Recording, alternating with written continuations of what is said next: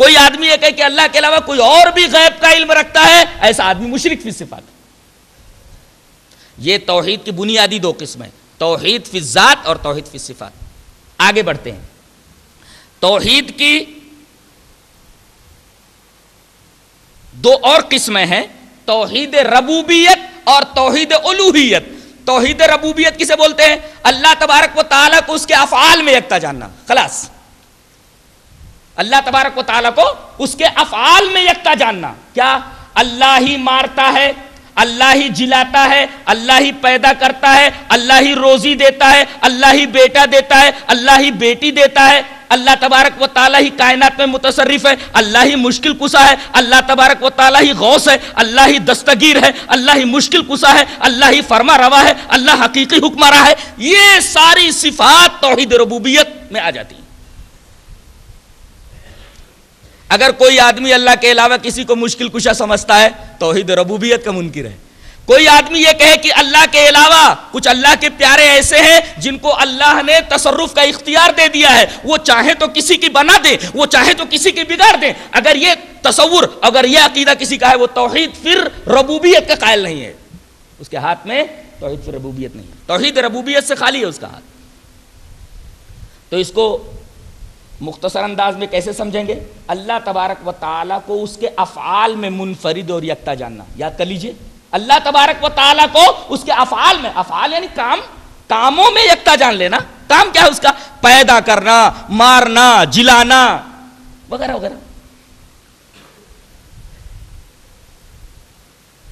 اللہ تبارک و تعالیٰ نے اکثر جگہوں پر اپنی توحید ربوبیت سے توحید الوہیت پر استدلال کیا ہے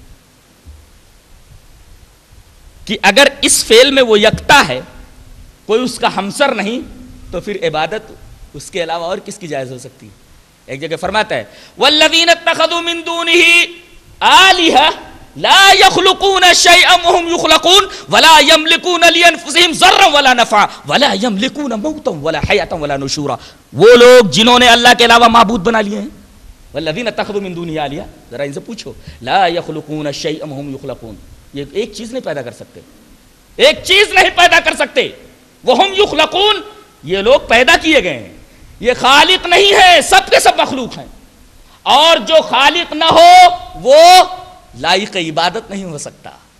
میں ہی خالق ہوں، لہذا میں ہی لائق عبادت ہوں، اس لیے کہ اللہ تعالیٰ نے پہلے الوہیت کا تذکرہ فرمایا، والذین اتخذوا من دونی آلہہ، وہ لوگ جنہوں نے اللہ کے علاوہ معبود بنا لیے ہیں، ان کی پوجا پاٹ کر رہے ہیں، لا یخلقون، ایک چیز نہیں پیدا کر سکتے۔ یہ جب ایک چیز نہیں پیدا کر سکتے، خالق نہیں ہے وہ، تو معبود کیسے ہو سکتے ہیں؟ اللہ تبارک و تعالیٰ نے توحید ربوبیت سے توحید الوہیت کے اوپر استدلال فرمایا، اور آگے فرمایا ولا یملکون لانفسہم ضرا ولا نفعا، یہ تو ذرہ برابر کسی فائدے کے بھی مالک نہیں ہے اور نقصان کے بھی مالک نہیں ہے۔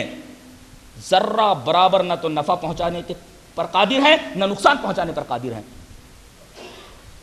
نفع وہی پہنچاتا ہے، نقصان وہی پہنچاتا ہے۔ اور آگے ایک اور بات فرمائی گئی، ولا یملکون موتا ولا حیاتا ولا نشورا، نہ تو موت پر قادر ہیں، نہ حیات پر قادر ہیں، نہ مرنے کے بعد اٹھانے پر قادر ہیں، نہ اٹھائے جانے پر قادر ہیں۔ آپ ایک سوال کر سکتے ہیں، ٹھیک ہے کوئی زندہ نہیں کر سکتا، اس پر قادر نہیں ہے، مرنے کے بعد کوئی زندہ نہیں کر سکتا، لیکن موت تو دے سکتا ہے نا، موت تو دے سکتا ہے۔ جیسے حضرت ابراہیم علیہ السلام، بڑی پیاری بات کہنے جا رہا ہوں، نوٹ کر لو، بہت ہی اہم بات ہے۔ حضرت ابراہیم علیہ السلام سے جب نمرود کا مکالمہ ہوا تو حضرت ابراہیم سے اس نے پوچھا کون سے رب کو تو مانتا ہے؟ قال ربی الذی یحیی و یمیت، میرا وہ رب ہے جو مارتا ہے اور جلاتا ہے۔ تو یہ دو قیدیوں کو پکڑوا کر کے بلواتا ہے، ایک قیدی کے بارے میں بری ہونے کا فیصلہ ہونے والا تھا، اس کو قتل کر دیتا ہے، اور جس کو قتل کیا جانے والا تھا اس کو چھوڑ دیتا ہے، کہتا میں بھی تو مارتا اور جلاتا ہوں۔ نکتہ یہ ہے کہ انسان کسی کو قتل تو کر سکتا ہے، موت نہیں دے سکتا۔ قتل الگ چیز ہے، موت الگ چیز ہے۔ یہاں اس نے قتل کیا ہے، معاملے کو گڑبڑ کر دیا ہے، اس نے مارا نہیں ہے، اس نے موت صرف اللہ کے ہاتھ میں، صرف قتل کیا ہے اس نے۔ قتل الگ چیز ہے، موت الگ چیز ہے، یہ نکتہ یاد رکھا جائے۔ قتل الگ چیز ہے اور موت الگ چیز ہے۔ معاملے کو اس نے الجھا دیا ہے، اس نے موت نہیں دیا، موت اللہ نے دیا، تو نے تو قتل کیا ہے، تو نے ایک کام کیا ہے، موت صرف اللہ کے ہاتھ میں۔ ولا یملکون موتا ولا حیاتا ولا نشورا، کوئی موت پر بھی قادر نہیں ہے، قتل کرنے کے بعد بھی بچ جاتا ہے آدمی۔ اس لیے کہ اس کی موت نہیں رہتی ہے۔ یہ نقطہ ہمیشہ ذہن نشین رہے کہ آدمی قتل تو کر سکتا ہے، موت نہیں دے سکتا، موت صرف اللہ کے ہاتھ میں۔ وَلَا يَمْلِكُونَ مَوْتًا وَلَا حَيَاةً وَلَا نُشُورًا، لوگ نہ تو موت پر قادر ہیں، نہ حیات پر قادر ہیں، نہ مرنے کے بعد اٹھانے پر قادر ہیں۔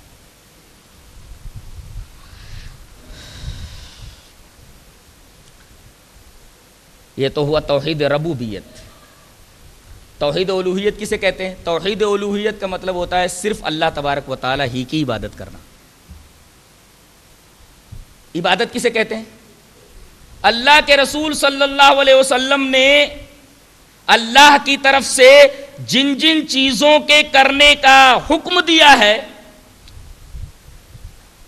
یا قرآن و حدیث میں جن اعمال کے کرنے کا حکم دیا گیا ہے اور جن اعمال سے رکنے کا حکم دیا گیا ہے، یہ ساری چیزیں عبادت ہیں۔ سجدہ اللہ کے لیے، رکوع اللہ کے لیے، قیام اللہ کے لیے، نذر و نیاز اللہ کے لیے، قسم صرف اللہ کی، وغیرہ وغیرہ، یہ ساری چیزیں عبادات کی قبیل سے ہیں، یہ صرف اللہ کے لیے ہونی چاہیے۔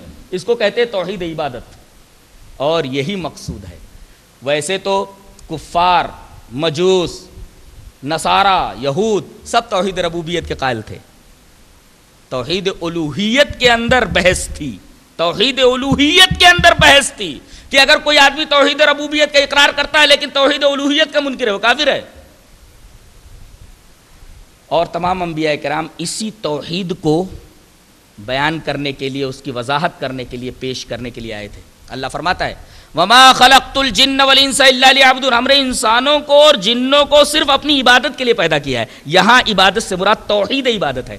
اب آدمی غور کرے کہ بازار میں جاتا ہے ایک خاص چیز خریدنے کے لیے، غور کیجئے، ایک خاص چیز خریدنے کے لیے جاتا ہے، ساری چیزیں خرید لیتا ہے مگر وہ خاص چیز نہیں خرید پاتا، بازار میں جانا بیکار ہوا۔ ایسے ہی اللہ تبارک و تعالی نے ہمیں دنیا میں اس لیے بھیجا ہے، ہماری تخلیق کا مقصد یہ ہے کہ ہم اس کی عبادت کریں۔ اگر اس کی عبادت کو چھوڑ کر کے ہم دنیا بھر کی عبادتیں کرتے رہے تو ہمارا جو مقصد تخلیق ہے وہ تو فوت ہو گیا نا۔ جو چیز خریدنی چاہیے تھی وہ بازار سے ہم نے خریدی نہیں، بہت ساری چیزیں خرید لی، اصل چیز تو خریدی ہی نہیں۔ ہماری تخلیق کا مقصد اللہ تبارک و تعالیٰ کی عبادت، ساری چیزیں ہم نے کر لیں، ساری نیکیاں کر لیں، لیکن اللہ تبارک و تعالیٰ کی عبادت جو مقصد تخلیق انسانی تھا وہ ہم نے نہیں کیا، تو سمجھو ہم نے مقصد تخلیق کو پورا نہیں کیا۔ یہی مقصد تخلیق انسانی ہے، اللہ تبارک و تعالیٰ کی عبادت۔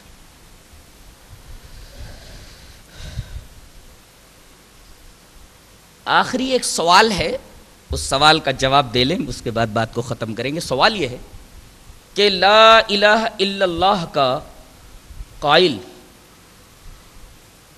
بغیر اعمال کے جنت میں چلا جائے گا؟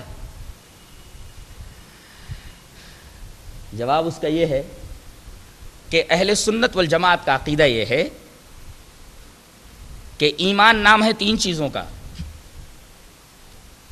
تصدیق بالجنان، اقرار باللسان، عمل بالارکان، ان تینوں کے مجموعے کا نام ایمان ہے۔ صرف تصدیق بالجنان کا نام ایمان نہیں ہے، توحید نہیں۔ ہاں اتنا ہے کہ اللہ تبارک و تعالی نے جہاں توحید کی اہمیت اور حقیقت بتلائی ہے، اپنے نبی کے ذریعے لا الہ الا اللہ کی صحت کے لیے شرائط بھی رکھ دیے ہیں۔ جیسے نماز کے لیے کچھ شرائط ہیں، اگر ان شرطوں کو پورا نہ کیا جائے تو نماز ہوگی۔ پہلی شرط تو وضو ہے، دخول وقت ہے، دخول وقت سے پہلے نماز پڑھ لے آدمی تو نماز ہوگی نہیں ہوگی۔ اور وضو کے لیے، وضو شرط ہے نماز کے لیے، اگر بغیر وضو کوئی نماز پڑھے تو نماز ہوگی نہیں۔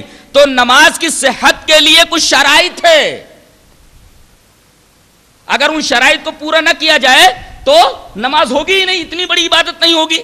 ایسے ہی توحید کی صحت کے لیے بھی کچھ شرائط ہے، 7 شرطیں ہیں۔ اگر یہ 7 شرطیں پائی جاتی ہے تو توحید صحیح ہے، اور اگر 7 شرطیں نہ پائی جائیں یا کوئی ایک شرط نہ پائی جائے توحید صحیح نہیں ہے اس کی، اس کے ہاتھ سے توحید نکل گئی۔ پہلی چیز علم ہے، علم، توحید کا علم ضروری ہے۔ صرف زبان سے کلمے لا الہ الا اللہ کا رٹ لینا کافی نہیں ہے، بلکہ اس کا علم ضروری ہے۔